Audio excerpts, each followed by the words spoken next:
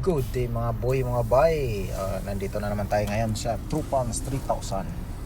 Nayos natin, may alarm siya na stripper and pressure daw.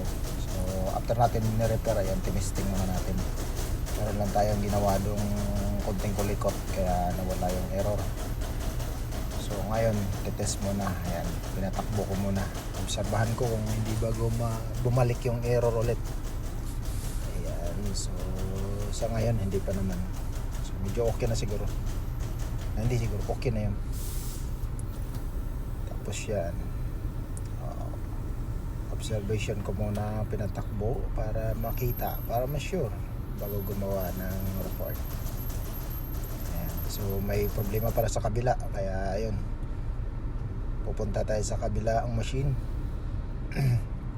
Meron daw akong problema sila sa tools, yung Trupans 5000. Ayan, pupunta natin.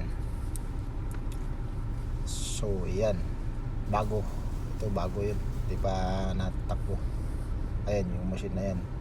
So tinanong ko to siya, ayan, pinakita niya sa akin may problema sila sa tools. Yun, may ano daw, may yan, damage yung tools nila sa gitna. So chinek ko kung ayos ba yung alignment ng machine. I think you can see sample.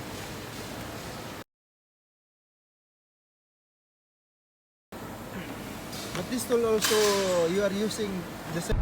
Hinahanap ko ng ibang tools. Yung center na yan, okay, wala siyang problema. So ibig sabihin nakasentro yung machine, kasi yung extrusion na yan ayos eh, wala ang problema sa sa output niya.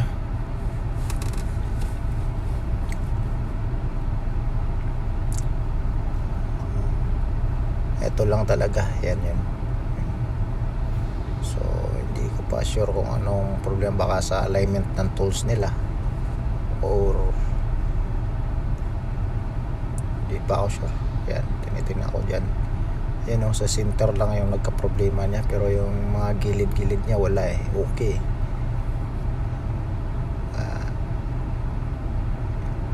Hinanap ko na yung problema niya. So ngayon, hanapin natin kung ano talagang problema.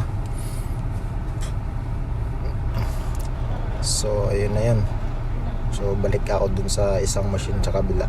Ayun, pagbalik ko dito, ayun, chinik ko yung tumatakbong machine. Mali pala yung program. Tama yung program, mali yung niya, length ng materialis, kinapos. So ngayon, hanggang sa susunod, dito lang muna tayo. Paayos ko muna yung program.